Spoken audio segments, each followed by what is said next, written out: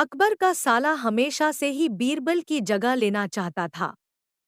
अकबर जानते थे कि बीरबल की जगह ले सके ऐसा बुद्धिमान इस संसार में कोई नहीं है। फिर भी जोरू के भाई को वह सीधी ना नहीं बोल सकते थे। ऐसा करके वह अपनी लाडली बेगम की बेरुखी मोल नहीं लेना चाहते थे। इसीलिए उन्होंने अपने साले साहब को एक कोयले से भरी बोरी दे दी और कहा कि जाओ और इसे हमारे राज्य के सबसे मक्कार और लालची सेठ सेठ दमड़ीलाल को बेचकर दिखाओ। अगर तुम यह काम कर गए तो तुम्हें बीरबल की जगह वजीर बना दूंगा। अकबर की इस अजीब शर्त को सुनकर साला अचंभे में पड़ गया।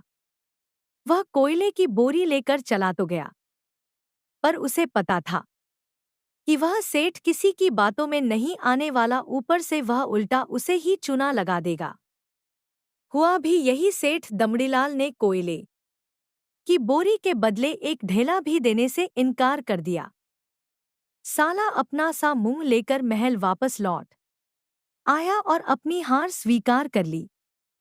अब अकबर ने वही काम बीरबल को करने को कहा।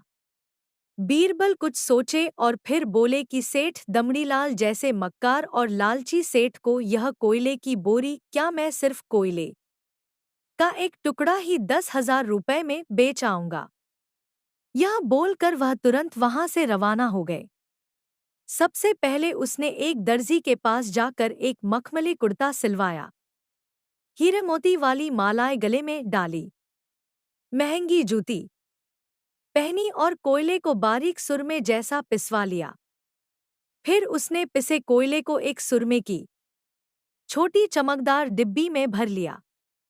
इसके बाद बीरबल ने अपना भेष बदल लिया और एक मेहमान घर में रुककर इश्तिहार दे दिया कि बगदाद से बड़े शेख आए हैं जो करिश्माई सुरमा बेचते हैं, जिसे आंखों में लगाने से मरे हुए पूर्वज दिख जाते हैं, और यदि उन्होंने कहीं कोई धन गाड़ा है तो उसका पता बताते हैं।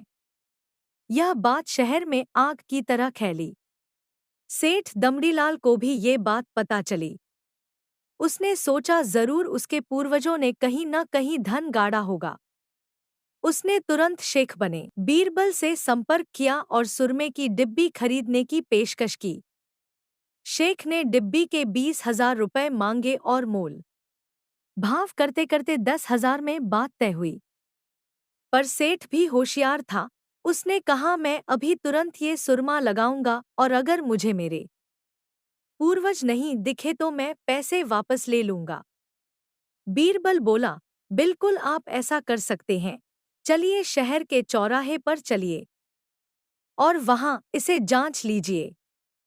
सुरमे का चमत्कार देखने के लिए भीड़ इकट्ठा हो गई। तब बीरबल ने ऊंची आवाज में कहा, ये सेठ अभी ये चमत्कारी सुरमा लगाएंगे और अगर ये उन्हीं की औलाद हैं जिन्हें ये अपना माँ